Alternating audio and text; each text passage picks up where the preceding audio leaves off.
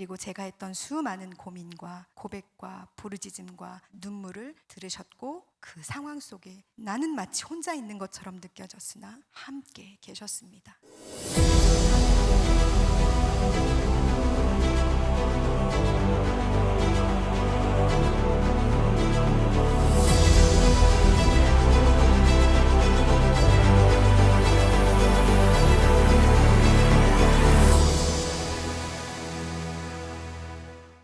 중학교 2학년 때 저희 아버지가 돌아가시고 고3 졸업한 그 무렵에 엄마가 돌아가신 후에 사실은 삶이 그렇게 녹록하지 않았습니다. 긴 방황의 시간 중에 덜컹거리는 기차 그 안에서 하나님께서 빛으로 저에게 찾아오셨습니다. 내가 너를 사랑한다. 내가 너를 향한 놀라운 계획을 가지고 있다. 이 신비로운 경험들이 저를 숨쉬게 했습니다. 저는 행복해지고 싶었습니다. 내 안에 여전히 비어있는 이 공간에 누군가 찾아와서 내 반쪽이 채워졌으면 좋겠다. 그리고 믿음의 가정을 가지고 싶다라는 소망이 말씀과 기도 속에서 제 안에 생겨났습니다. 그러던 중에 제 남편을 만났습니다. 실상 남편과의 결혼 생활은 5년밖에 되지 않습니다. 2005년 9월에 부르기나 파소로 들어가게 됐습니다. 제 신랑 허태준 선교사는 아프리카 사람들을 정말 사랑했습니다. 저희 교인 중에 한 분의 아내가 뱀에 물려서 사경을 헤맨다는 이야기를 듣고 저희가 신방을 가기로 했습니다. 그리고 아침에 그를 보냈습니다. 그런데 그는 돌아오지 않았습니다.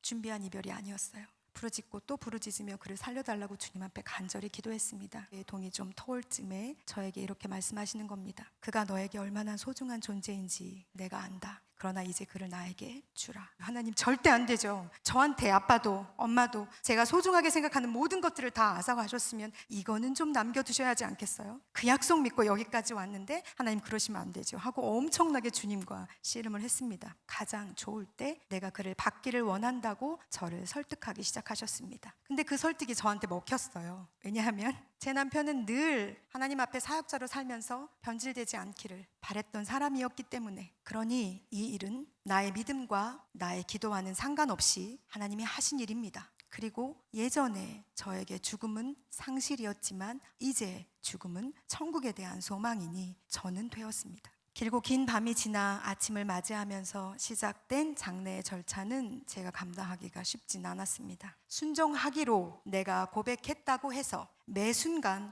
해결해야 할 문제들이 사라지는 것은 아닙니다. 내 앞에 한계에 매 순간 마주할 때마다 하나님께서 내게 하신 약속을 붙잡아야 했으니까요. 그를 보내고 저와 제 딸과 태중의 아이는 한국으로 돌아오기 위해서 짐을 정리했습니다. 모든 걸 두고 거기에 오는 건 쉬운 일이 아니었습니다. 아이를 출산하기 위해서 부산 시댁에 머무는 동안 하나님의 정말 특별하신 임재 앞에 나아갈 수 있었습니다. 하나님의 음성이 들리는 것 같았어요. 연수가 내가 너를 사랑한다 그러시고는 영화처럼 장면들을 착 보여주시는데 헉헉거리면서 새벽 기도를 다하러 달려가는 어린아이의 저 모습을 보여주셨어요. 그때 힘들었니? 내가 그때 너와 함께 있었단다. 제 어머니가 돌아가신 그 병원 앞에서 울고 있는 10대의 제 모습을 보여주셨어요. 그때 많이 힘들었지. 그런데 나도 너만큼 아프고 슬펐단다. 남편의 시신 앞에 서 있는 제 모습을 보여주셨어요. 그리고는 아버지가 우셨죠. 많이 아팠니? 근데 내가 너가 아픈 것보다 더 아팠다. 내가 너를 사랑한다. 그렇게 저는 하나님과 화해하고 있었습니다. 그리고 맨 마지막에 저희가 파송받아 나가던 그날 붙여있던 현수막을 딱 보여주시는 거예요. 나는 허태준 외에 몇 명으로 너희를 부른 게 아니야. 한 사람 한 사람을 내가 불렀지. 이제 내가 너와 함께 일할 거야. 그리고 제가 했던 수많은 고민과 고백과 부르짖음과 눈물을 들으셨고 그 상황 속에 나는 마치 혼자 있는 것처럼 느껴졌으나 함께 계셨습니다. 어느 날은 주님이 저에게 아주 미안하다는 마음을 들려주시는 거예요. 다른 사람처럼 평범하게 살게 하지 못해서. 그런데 어쩌겠니? 세상에 아픈 사람들이 너무 많아서 내가 아프다. 그래서 저에게 너가 내 사랑을 그들에게 좀 말해주면 좋겠다.